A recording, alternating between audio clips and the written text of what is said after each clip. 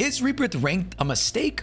Or is it the future of Warzone? Before we get into that, let's talk about the updated Rebirth Ranked that we just got. With Warzone Season 5 launch, a new Rebirth Ranked season was introduced, but with a little bit of a change. So a lot of people are wondering, did this new Rebirth Ranked actually do anything, or is it just the same old Rebirth yet again? Rebirth Ranked play was first introduced April 3rd, 2024. And well, there was a lot of controversy behind it. There was a lot of people, including myself, who thought there was no room for Rebirth Ranked play in a competitive environment. A lot of people thought that BR was the gold standard to ranked play. And while I still kind of agree with that statement, Rebirth Ranked play does have its own benefits, which we will get into. But before that, how exactly does Rebirth Ranked play work? Well, it's very simple. You get awarded a certain amount of SR per kills, and then you get a certain amount of SR depending on how well you place in the match. When Rebirth Ranked play first came out in April 3rd of 2024, there were things that were a little bit different. For example, anytime you got redeployed or you came back, you lost a certain amount of SR, thus making it to where your life actually mattered. If you died, you were penalized for dying, and you were taking away SR every time you redeployed. To where now things are a little bit different. There is no longer a redeploy fee. Before, from what I recall, there was no kill SR cap as well. What that means is you can get an unlimited amount of kills, and every kill that you got gave you SR. As opposed to the current iteration of Rebirth Ranked play, they cap you at how much SR you get per kill. For example, if you get 15 kills, anything after 15 kills won't count towards your SR. So it's kind of pointless to get kills after that. The goal would be to not get any more kills and to just win, which is possibly one of Ranked Resurgence's biggest problems. Those two things, the kill SR cap and the redeployment fees, are Ranked Resurgence's biggest downfalls, but they lead to a much bigger issue.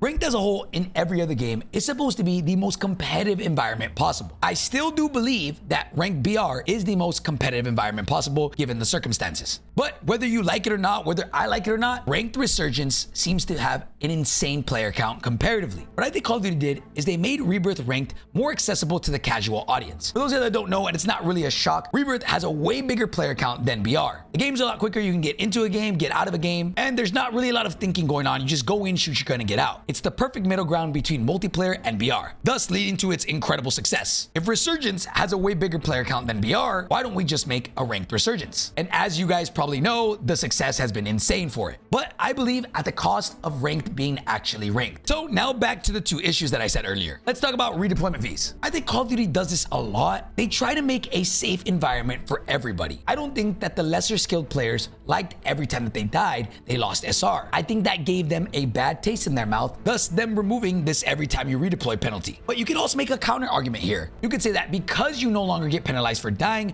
you can now have freedom to run around and actually get kills. At the same time, Call of Duty maybe thought that Ranked Resurgence was just a little bit too slow. But in my opinion, I think it was more so they didn't want players feeling like they were penalized for dying. Again, creating that safe space that we always talk about. Now moving on to the kill SR cap, which I don't really understand this one that much. I'm not too sure why they decided to do this, but I do think that if you're getting kills, you should be rewarded for it. I don't believe that there should be a cap as to how much SR you get per kill. If I'm having an insane game where I'm dropping 20, 30 kills on ranked, I should get rewarded for those, not just for the first 10. Now, why would Call of Duty do this? I think this could have possibly been that some players were leveling up way too fast. Maybe it was to stop players from boosting. But sadly, this only affects the higher tier of players. This doesn't really affect the majority of players, which if you didn't know, the majority of players end up in gold, according to Call of Duty's data. So if you're above gold, you're above average and you should be proud of yourself. But that also means for the majority of players, they aren't really affected by this kill SR cap. Let's go back to the broader idea of what is Rebirth Ranked. We talked about why it succeeds. Rebirth is a faster paced game mode and some people don't have time to spend 30 minutes in every single game. It's a quick 15 minutes in and out. It's not too much time to commit to. Worst case scenario, you can tell your wife, give me 15 minutes and I'll be right there. The next thing is it is the perfect balance between multiplayer and BR. Rebirth Ranked mostly relies on gun skill and not necessarily brain. It relies on significantly less teamwork than BR, which means that for most players who normally don't have a full squad, they can hop in and just rely on their own individual skill, thus making it more appealing to the majority of players. So I completely understand why Resurgence Ranked is a thing. I will say, I love what Call of Duty did this year. They brought up Verdansk, and with Verdansk, they brought Verdansk Ranked play. Then recently, they brought back Resurgence Ranked play as well, specifically Rebirth. So now players have the option to play both Resurgence Ranked or BR Ranked. And I'm sure Call of Duty is using these numbers as metrics to decide what they do going forward. In my opinion, if they have the player count to sustain this, I would say just always have both sets of ranked play. Players don't have to be forced to play something that they don't like. If players don't really like Resurgence, they can play BR. If players don't like BR, they can play Resurgence. I hope this is the path that Call of Duty is going to, but for some reason, something tells me that they're gonna have to choose one. Now, is that a bad thing? Do you guys think that splitting up the player base could lead to two completely different demographics? I don't personally see it that way. I think everybody should have the ability to play however they want to, and thus play whatever game they want to. So having both, I think, is a very good thing. thing. But one thing I will say for the majority of ranked play in general, whether it be BR or Resurgence, is Call of Duty has to do a better job at making ranked play actually feel like ranked play. That means making your life matter. That means making placements matter. That means making skill-based matchmaking in these games feel a lot better. Right now, we know that Diamond players are matched up against Iridescent and top 250 players. Once you hit to around Diamond 2, Diamond 3, the lobbies get significantly harder. That's because once you hit those ranks, you get put into a pool with a lot of the top tier players. I think instead what Call of Duty should do is make it so that as soon as you hit Crim, you are then put into lobbies with Iridescent. There should never be a point where you're playing against players that are 2 whole brackets under you. For example, a top 250 player should never be playing against a Diamond player, but they do this because of queue time. Call of Duty wants players to get in and out of their games quickly, but sadly at the expense of the lesser tier players who are forced to play against these top 250 players. So Call of Duty just has to do a better job at making matchmaking better. Give us a 5-minute queue time. I mean, Apex does it, and I'm only speaking for the top 0.001% of players. I'm talking the top 250 players and the Iridescent players. I will say for the majority of people, the ranked system kind of works. So I can see why they wouldn't care about the top 0.001%. But the whole point of ranked is to care about the 0.001%. So you can make arguments on both sides. But all this ranked, all these SR things, all these different settings don't matter if one thing is not working properly. And that is our good friend, Mr. Rick O'Shea, the anti-cheat, which as we all know, just does not work. You can go in right now and run into a hacker every single game, whether you're on BR ranked or Resurgence ranked. This is a problem across the board. It is a problem that I don't see getting fixed anytime soon, sadly. After Battlefield announced they will require secure boot on launch, Call of Duty followed close behind. They said they will also require players to have secure boot on. Now, do I think this is going to stop cheating completely? No, but this is definitely one more hurdle that people are going to have to go through if they want to cheat. So that is a good thing. But sadly, the anti-cheat in general just doesn't seem to be working. In Season 3, Call of Duty came out with some blog and they said Ricochet is going to do some major updates to the detection systems and it's going to make the anti-cheat way better. But that's all cool on paper. Now in practice, what actually happened? And that's nothing. Nothing has changed and we still are running into the same amount of hackers as we did before these new updates. So as I always tell you in these videos, don't ever believe anything about the anti-cheat. Whenever Ricochet says they're doing all these changes, don't believe them until they actually show us. Because if I'm loading into the game and I'm running into a hacker every single game of ranked, well, something's obviously not working. And I know a lot of you guys watching this too deal with it as well. So to summarize, I just want ranked to actually feel like ranked. I want the anti-cheat to actually work. Are these things that are too crazy to ask for? I really don't think so, but I don't know if we're ever gonna get them. At the end of the day, Call of Duty is a business and they're trying to make money. They want the most amount of people playing their game for the most amount of time. If that means that by reducing the skill of ranked, they get more players and more players playing the game for longer, that's what they're going to do. They don't really care about the actual 0.001%